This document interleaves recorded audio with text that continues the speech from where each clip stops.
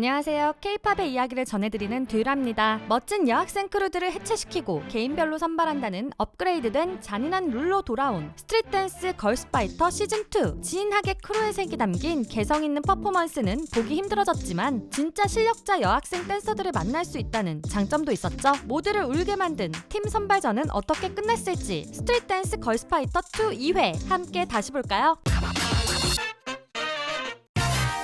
지난 1회에서는 아마존 윤인정을 비롯하여 스걸파 시즌1 참가자들이 다수 포함된 벤처 크루의 무대를 보여주려다 끝이 났는데요. 그러나 2회의 시작은 벤처 크루가 아닌 여학생 스트릿 댄스 힙합 크루 험블이었죠. 흰티에 검정 바지 그리고 두건과 장갑까지 완벽한 힙합 감성의 패션을 두른 험블은 여고생 배틀러들이 모여서 만든 크루라고 합니다. 특히 리더인 김수정 참가자나 김희재 참가자는 각종 배틀 대회의 우승을 휩쓸고 다니는 탑급 배틀러라고 하는데요. 항상 배틀러들의 퍼포먼스는 약하지 않을 라는 편견이 있지만 험블은 그 편견을 깨고 칼같은 합과 깔끔하고 멋진 퍼포먼스를 보여주었죠. 그 결과 4개의 인을 받으며 합격. 라치카 가비의 요청으로 장기인 프리스타일까지 보여준 험블은 최강 배틀러인 윤지가 있는 마네킹을 선택했네요. 이어서 강력한 해외의 개인 참가자들이 등장했는데요. 무려 3살 때부터 춤을 췄다는 댄스 신동들이었죠. 호주에서 온 시에나는 대회에 나가면 우승을 차지하는 호주의 챔피언이라고 하는데요. 순둥한 모습과는 다르게 파워풀한 춤을 보여주는 참가자였죠. 시작 포스부터 남달랐던 시에라는 힘이 넘치는 댄싱으로 마스터들의 혼을 빼놓았는데요. 그 결과 올인을 받아 잼 리퍼블릭으로 합류하게 되었습니다. 일본에서 온 코야마 미야비는 스우파2에 나왔던 츠바키의 유메리와 친분이 있다고 하죠. 미야비의 춤을 본 유메리가 먼저 연락을 해서 함께 일을 하기도 했었다는데요. 준비 자세부터 단단한 몸을 자랑한 미야비는 현란한 댄싱으로 5팀의 인을 받아 잼 리퍼블릭에 합류했습니다. 잼에는 강력한 글로벌 참가자들이 몰리게 되었네요. 그리고 스걸파 시즌1에 참가했던 팀이 재참가한 크루도 있었는데요. 바로 더퀸즈이죠. 더퀸즈는 스걸파 시즌1 당시 각종 세계대회를 제패한 놀라운 수상 경력을 가지고 있었는데요. 이번에는 그 명성을 이어받아 당시 막내였던 박소윤 참가자는 리더가 되었고 스걸파 시즌2 참가를 위해 학원 80명의 친구들 사이에서 자체 오디션을 통해 크루원들을 선발했다고 하죠. 오래 준비해온 크루여서인지 굉장한 연출력뿐만 아니라 개개인 모두 놀라운 퍼포먼스를 선보이며 올인을 받았는데요. 더퀸즈는